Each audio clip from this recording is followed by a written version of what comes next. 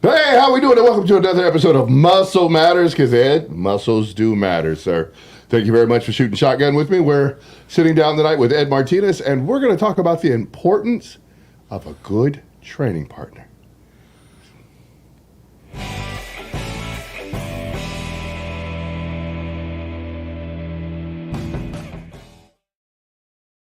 Welcome back to Muscle Matters. Tonight we're going to talk about training partners, and Ed is the perfect person to talk training partners with because we have been training partners on and off for the better part of, 3 decades? Almost 3 years.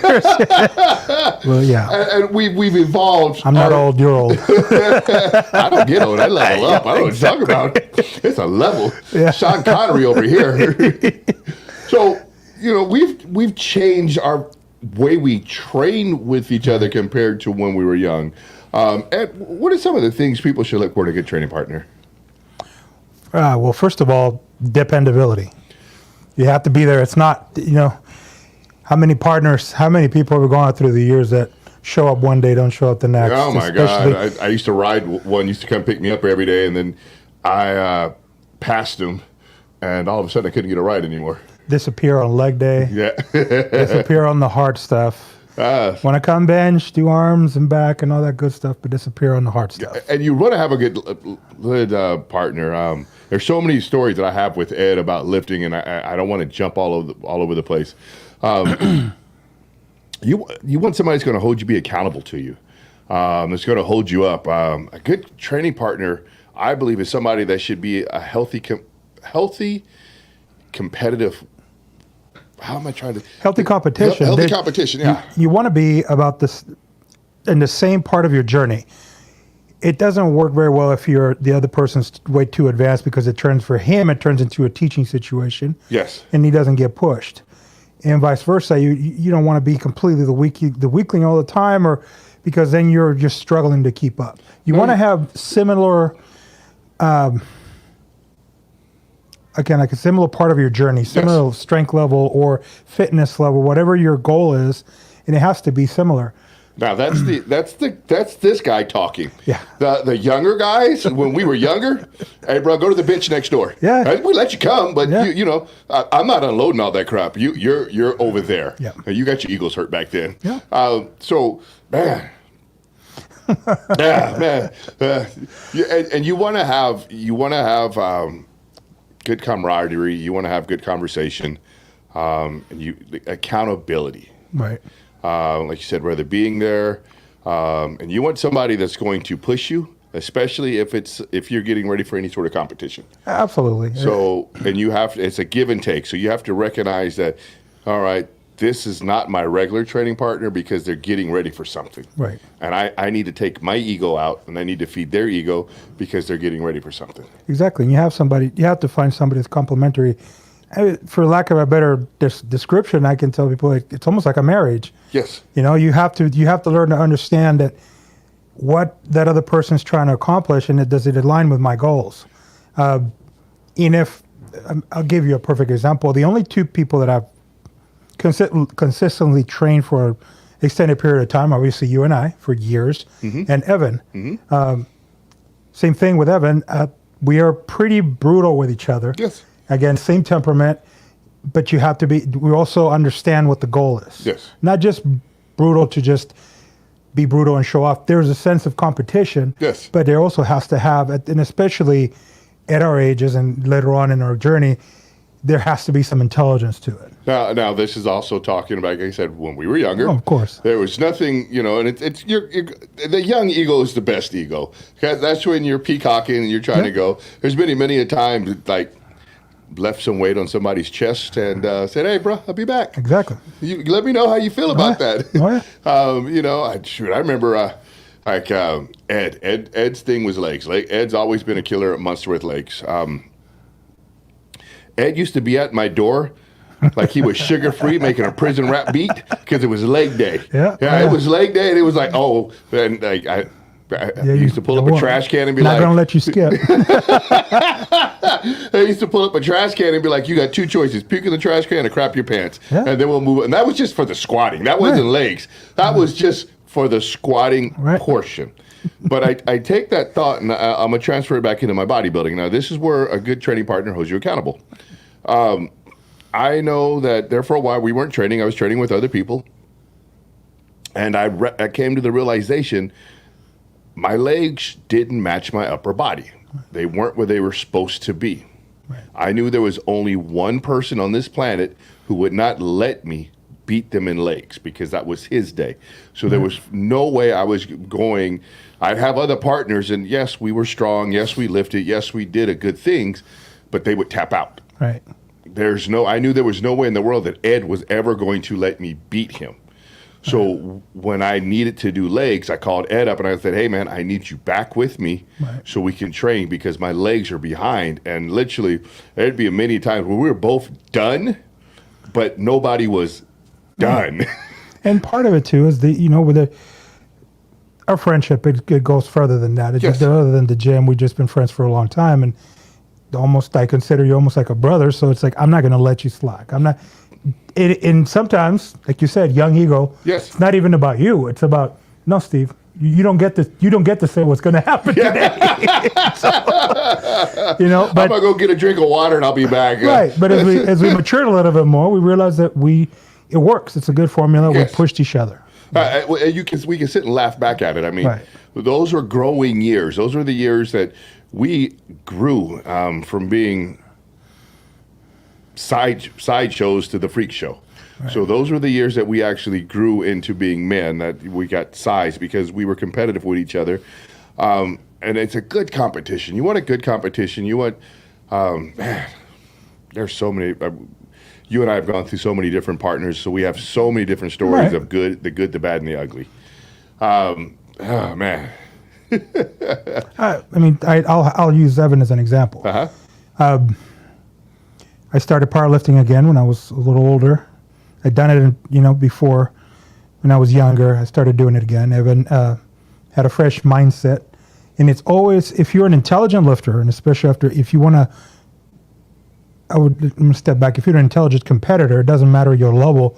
You always need an objective eye. Yes. Somebody with you, again, that's going to hold you accountable. Yes. And shoot it to you straight. Yes. So that's why Evan's younger than me, but he brought that fresh, and of course the attitude we still manage to lift with a little bit of an attitude towards each other. Yes. And sometimes people that see us, I'm like, those guys really friends? The way we talk to each other. But the first training block with Evan, real training block for a few months, we got the worlds. Yes. And broke a couple of world records. So I was like, it works. So like you said, it's good. I remember for me, another one of our brothers, George, is the one who looked at me and says, those legs don't match that upper body. He's the one who called me out. And I was like, and I thought, I had big legs, but they didn't match the body. Yeah. So it's, didn't look good. So you got to, and that's accountability. So when I called Ed, we were ready to rock and roll. Distractions in the gym. That's another thing that a good training partner will help you overcome is distractions in the gym. Right. There's been many times because, working out in the gym, there's always somebody who wants to talk to you. Exactly. And it sucks, especially when, there's levels of training. Right. There's my ho-hum training, and then there's I'm getting ready for something training. That has to be focused. And this level of training doesn't have time to talk. No. So it's good to have that training partner who can come along and know that, hey, man, he can't talk to you right now. He's getting ready for something. Right. He's the one who's the jerk instead of you being the jerk. And, and he says something like, he's got to go. He's got to train. He can't take this long between sets. Exactly. We have a schedule to keep. What's your question? I'll answer it. Exactly. We have a schedule to keep. And that's part of holding you accountable. We all have, when, like you said, you have times of periods or blocks of training that, you just kind of, not whole hum, but it's not that important. But if I'm 8 weeks out from a meet or a show, 8 to 12 weeks out, it has to be, if you want to be competitive, if you want to, and I thank God that we still grew up in the time where that was allowed to be okay. Yes. That we want to be better than what we were last time. And yes, I want to be better than the guy that's going to be next to me. He's either going to lift next to me, he's going to pose next to me. And there was a little bit of a fire there. And if you want to be successful, if you want to, there has to be a certain streamline and focus leading up to that. You can't just go and be, train ho hum, and every session has to be planned. Every meal, your rest periods, everything has to be planned. And a training partner helps, especially in bodybuilding when you're depleted, your brain starts to get foggy, and there's what the training partner's for. What number am I at? What set is this? What do we got next? Exactly. You lead, I follow. Like thinking about when we had a 3-man rotation at one time, and I was getting ready for a show, and I had to go in between everybody, because I wasn't allowed to rest longer than 30 seconds. Exactly. You have to. Nobody got their feelings hurt because we understood. Okay, he's getting ready for something. But that was the thing. Okay, we're training. We're getting ready for something. You're going to jump in here. You got to follow the protocol. Yes. If you don't, then go over there. You're coming along over here. You have to follow the protocol and adjust your attitude accordingly. Yes. And the level. A lot of people want to be helpful and help a lot of. You want to help somebody. Somebody wants to come train with you because they say they actually want to be better. Right. And you have to recognize when somebody says something versus when somebody's actually about it. And one of the worst mistakes I ever did is I had a training partner for about 2 years. And they wanted to work out with me because they wanted to get stronger. They wanted to get bigger. That was their whole goal. They wanted to get bigger. They wanted to get stronger. But then would pout and cry whenever I was stronger. So I had to stop lifting my top end weights to accommodate them. And that's not okay. Their feelings, and it was like I had to change my whole way I worked out because I like to do my compound movements at the end. I'm a bodybuilder. Right. I'm not in it for strength. I just happen to be a side effect of it. Because of the way we train. Yes. All right. So when you have somebody that's not at your level and they're holding you back, you've got to. And this is, I wish I would have just said like, hey man, this isn't working out. Exactly. It's like like you said, it's like a bad relationship. You're dating somebody, and it's just not working out. You got to just be like, hey, just it's not you, it's me. Exactly. I have to move on. I have to move on. Pretend you got to come at a different time. Go to a different time if you have to, and then slowly but surely work your way out. Let's see. We got a question here. How do you approach someone in the gym to ask them to be your lifting partner? Well, if it's a complete stranger, then it's going to be a little tougher. Try to build some relationships around in the gym. Try to feel your way around people, again, that seem to have a common goal, and there are within your physical abilities. Again, you don't want to be the big dog. One of the sayings is especially in powerlifting, if you're the strongest guy in the gym, you're at the wrong gym. Amen. Okay. And like I said, and if what you were saying, if you're deadlifting 700 and somebody's deadlifting 200, it's not going to make a good partnership. No, it's not. Because, the one thing like I said, you got to go over there, bro. Right. Because it was like my energy was not made for taking the plates off. Right. The energy was made to put the plates on. Right. And the amount of energy it takes to jack it up, to take those plates off, to get you going, to put them back on, I'm losing repetitions. I'm losing sets in doing that. And I think one of the easiest things to do when you want to ask somebody like, hey, I think that person would be a good training partner, is to ask for a spot. Ask for a spot. Get a relationship going with something. Yeah. Be friendly at the gym. I know that might sound a little awkward coming from us, especially when we train, but there's a difference. When we're training to get ready for something, there's a focus, intensity. I'm not here to talk. But the other 90-something% of the time that we're at the gym, approach. Yes. Ask as many questions as possible. Yes. I'm more than glad to help, because when I was younger, some old meathead in the gym saw something in me and said, hey, you're doing that wrong. Yes. Simple as that. Or yes. Like you said, back then, gym culture was a little more honest, more brutal. We couldn't stand in the front of it. Especially in my sport, the bodybuilding, right. I got to stand in somebody in front of my underwear. Yeah. I can't keep getting lied to. Right. Just ask. But I think that's a great answer to that question. Go ask somebody for a spot. Spark up a conversation. And if the conversations is good and you have And next time you see them again, you get a spot. You get a couple of spots from that person, and you look up and go, "What are you hitting today?" Well, I'm hitting this. I'm hitting this too as well. And then you can kind of like, you want to hit it together, right? All right, cool. And it's just a way. Do you mind if I work in with you? It's another good way to get a training partner. Exactly. I was going to bench press. Do you mind if I work in with you? Right. And it's just a way, like you said, sparking up a friendship. Hey, I don't got anybody to watch my back when I'm going to go heavy. Well, I'm by myself too. I don't got anybody to watch me. And I'm, it's powerlifting. I'm supposed to be hitting my 75%. I really don't have anybody. Right. All right, cool. We can do this together. Right. So, and that's a good way to start to see if that's going to be a workable relationship. Right. Another thing, a good training partner is, like I said, we're talking about distractions. Keeping your head in the game, keeping you from being distracted. A good training partner keeps you accountable. So, like I said, Ed would be beating at my door when it came to leg day. like at my door for leg day. So it was accountability. We knew what we were going to do. We had it down to a game plan. Right. We'd be driving home in the middle of the night. Ed would fog up my windows because he had one lung, and my car didn't have a defroster. Yeah. The good old days. And so we'd be driving around, but we were there. And therein lies the trick. How do you maintain a constant schedule with a lifting partner? And that's like one of the reasons Ed and I, over the years, we drifted apart from working out is because of work schedules. Work schedules, life happens. Unless you are turning pro at something, and you have the funding, it's life happens, and you do your best. There's going to be times where you're going to have a consistent training partner for 6-7 months. You take advantage of it, and hey, man, schedule's going to change. I got to come over here. You try to connect as much as possible. Yes. I don't think even you see the pros, you see guys training with one guy for a block, and then to move on to another one.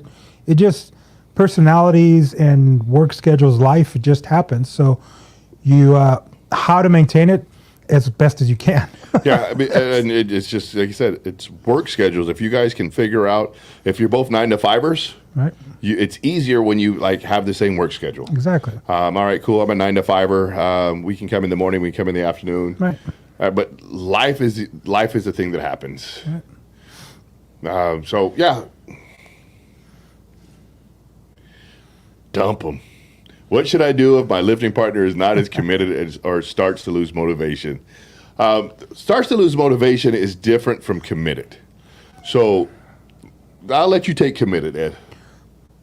Committed is going to the gym when you don't feel like going to the gym. Yes. Nobody has, and people say, well, I want the motivation and stuff. Nobody's always motivated to be there. It's making yourself go. It's like I tell my powerlifters, you don't win your powerlifting meet the day of the meet. You win it on that dark day in the winter when you're training and it's cold.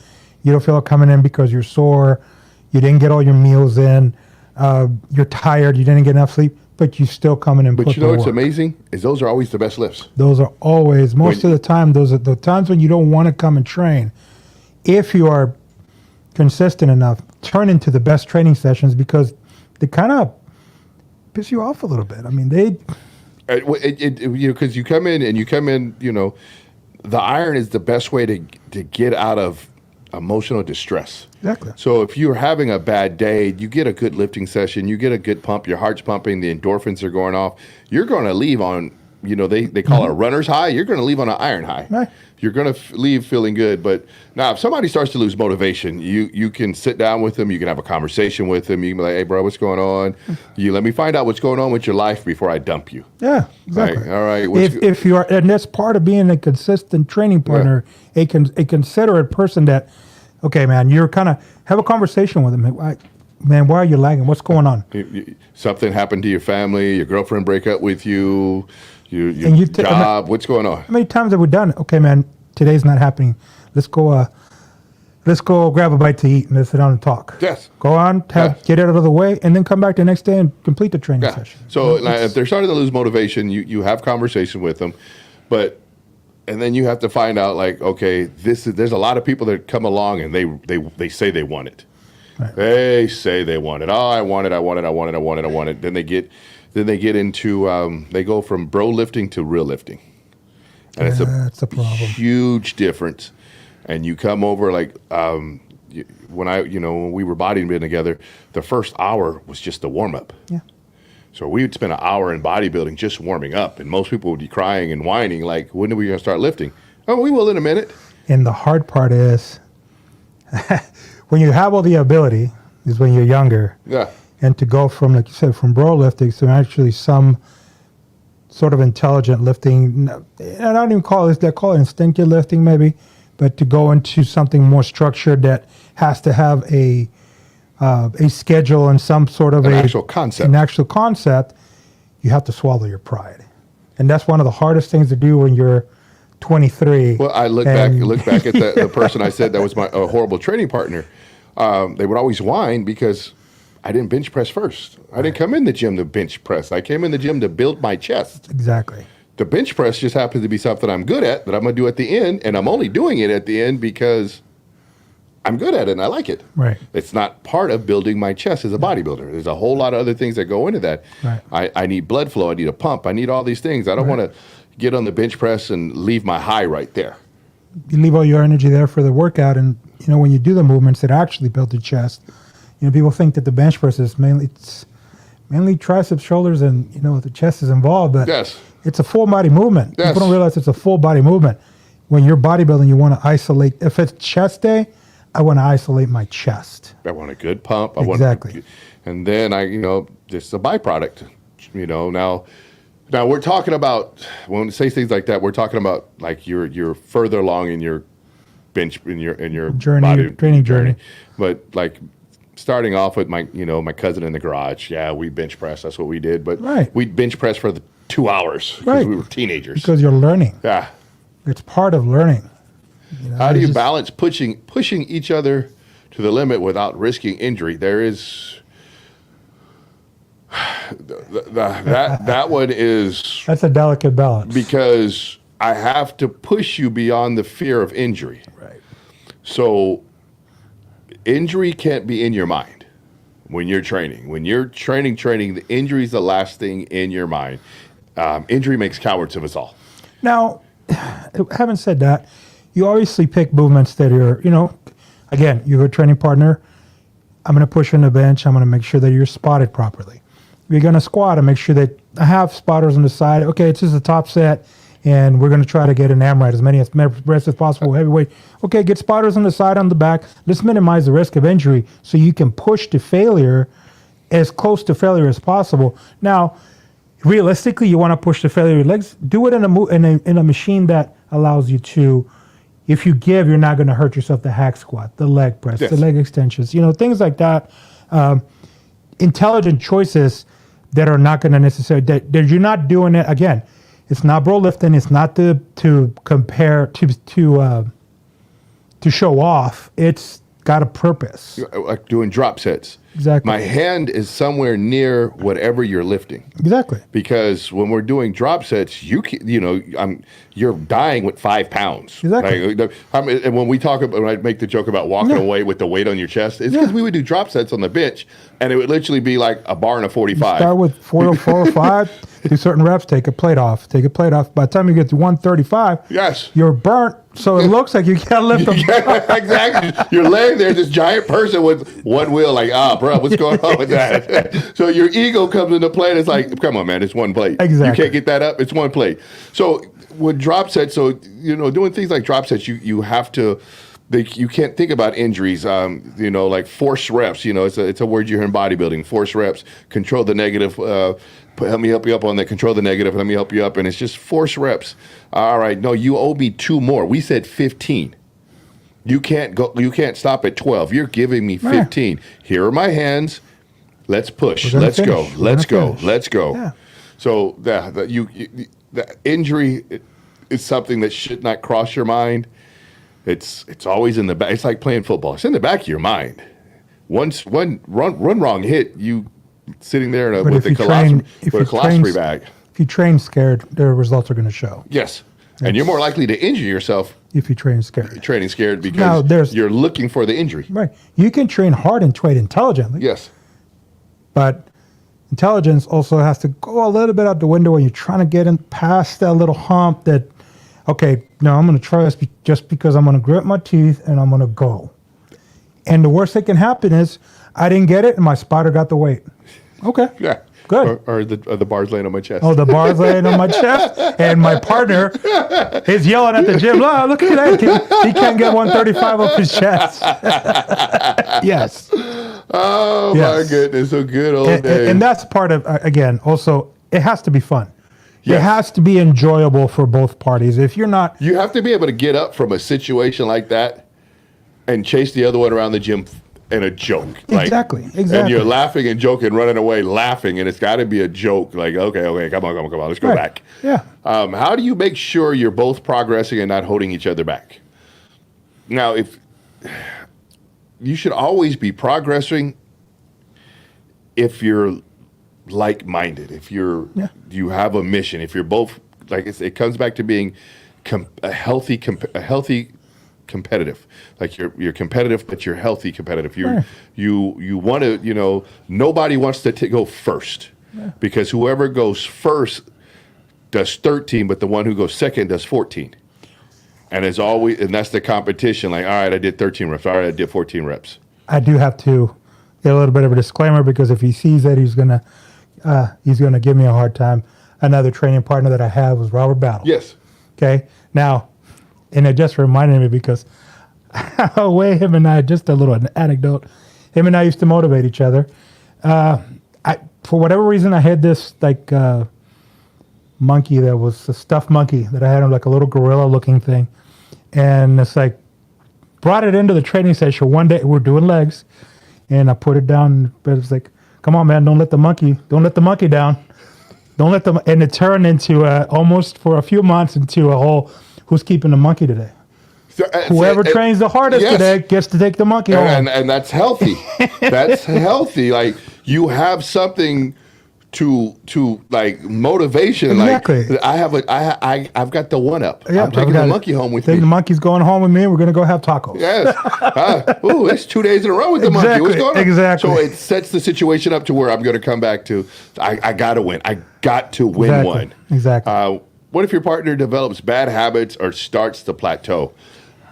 Everybody's going to plateau. Exactly. So we can leave that one in the books. Everybody's going to plateau, and it's just a matter of, like I said, there's going to be somebody's going to have a better leg day. Somebody's going to have a better chest day. Somebody have a better biceps. Somebody have better triceps. It's just the way it's going to work because we all have our particulars in our bodies. Right. So somebody's going to get stuck before somebody else. That's just the way it goes. Again, your good training partner helps you get over that plateau. It's like, okay, now let's try something. Let's change a movement. Yes. Or let's try this differently. It's not working for you. I'll do this while you do that. Yes. And now the training partner develops bad habits. Now, bad habits can be a ton of different things. From wandering, we've had the guy we've worked out with people who wander around the gym. Yeah. And you're like, bro, come on. It's time. I'm starting to lose my pump because you're over there doing the prison walk around the gym. Mm-hmm. Bro, lay down and do this, So those, and it's just, once again, if somebody's developing bad habits, you can speak on it. Mm-hmm. And you, like I said, hey man, it's your turn. Come lift. Stop talking. Come lift. Right. She'll be there tomorrow. She'll be there the next day. Exactly. Come get your lift in. Yeah. And then if they can't get past that, hey, come get your lift in. Hey man, it's what? I laid down and you're 3 sets back. I'm done here. And you pick your bag up and you move on. Like, hey, I did my sets. I've already done my 5 sets since you were over there chatting to Becky over there. I'm done. Yeah, and most of the time when you're training somebody like that, they're not committed, so they'll weed themselves out. Bingo. It'll be all hat because their motivation to be there is different than yours. Yes. Yes. Well, we're hitting that half hour mark, Ed. Do you got anything you want to say? No, it's kind of fun. We kind of ramble on, and it sounds 30 minutes goes quick. Yeah. So if you guys watch this video, and like I said, it's one of the great things. I'll interject this real quick. Like Ed was saying, if you're the biggest and baddest in the gym, you need to get out and travel. When I felt like I was at the top of the food chain at 24-Hour Fitness back in the day, and by then the guys that were in front of us were gone. Right. It was you, me, Pete, and maybe 1 or 2 other people that were 300 pounds walking around solid. And it was just started having to travel because I wanted to I wanted to be a great bodybuilder. So I started traveling and going to other places so I could see and I could get put in my place. Like I always tell people, I remember feeling really cocky going into Gold's Venice. At the time I had 22 and 3/4 inch arms, 34 inch thighs. You know, I'm big, I'm jacked. I've got a tank top on and I walk over and there's Dennis Wolf over there in the cable crossover. He's in a stringer and his shoulders are touching side to side. And I was like, I'm gonna go buy a t-shirt. Yeah, exactly. And it's just, you know, and here in this place, I was a shark. Right. And all of a sudden I'm a shark swimming in this pond and going, hey, what was that shadow? Oh, that's a killer whale. And that's it's hard to explain to a non-competitive athlete or someone that's never tried. It's like, in any endeavor, I mean, when I used to coach and used to work for Nike, doing these combines and take the kids they were great because we take local kids here and be like, okay, they're good, really good, the best in Kern County. Okay, dude, you're the best in Kern County.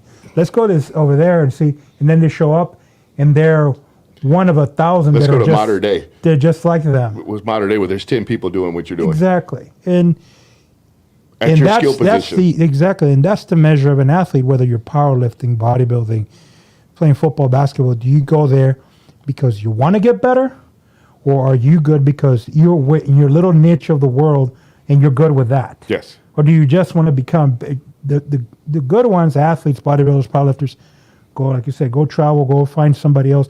I want to go against the best and see how I measure up. Yes. And then when I go, and if I get my butt kicked, guess what? I'm going to come back and go, what do I need to do to get there? Bingo. I got some work to do. Yeah, take a hard line look at yourself. That's exactly. what I think. A lot of modern lifters today don't take a hard line look at their picture. Because you're nobody's perfect. I'm gonna set on my box real quick and preach real fast. You're going to be judged by the same 7 people every year, and if you continue to bring the same package to the same 7 people every year, they're going to start going, Exactly. So you got to change your package. And if you feel like you're not getting to the next level, there's something wrong with your package, and you got to figure out what that is. So once again, thank you very much for tuning in with Muscle Matters. Me and Ed Martinez. Riding shotgun like always. See you next time.